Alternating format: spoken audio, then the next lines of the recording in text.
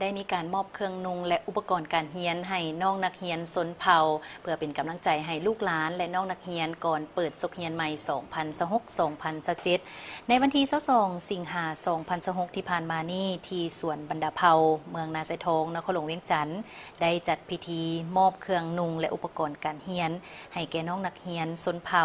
เพื่อเป็นการต้อนรับและก้าวเกี่ยมเข้าสู่ศุกร์เรียนใหม่ 2026-2027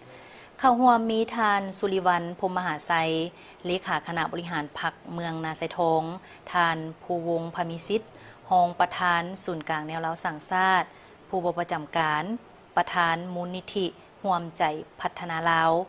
ประธานกลุ่มบริษัทคำภูวงศ์และสวนบรรดาเผ่าพร้อมด้วยคณะที่ปรึกษาสวนบรรดาเผ่ามีห้องการนายบ้านต่างหน้าครูอาจารย์พร้อมด้วยน้องนักเรียนชนเผ่าที่ได้รับการช่วยเหลือในครั้งนี้เครื่องที่นำมามอบแมนประกอบมีปึ้มเขียนเสื้อผ้าอุปกรณ์การพัฒนาการเรียนการสอนจำนวนหนึ่งการมอบเครื่องในครั้งนี้บ่เพียงแต่เป็นการช่วยแบ่งเบาภาระด้านวัตถุสิ่งของให้แก่พ่อแม่ผู้ปกครองของน้องนักเรียนชนเผ่าเท่านั้นแต่ยังเป็นการสร้างกำลังใจให้น้องๆนักเรียนมีความตั้งใจศึกษาหำเรียนยกระดับความรู้ความสามารถและกลายเป็นกำลังแหงอันสำคัญในการพัฒนาประเทศชาติในอนาคต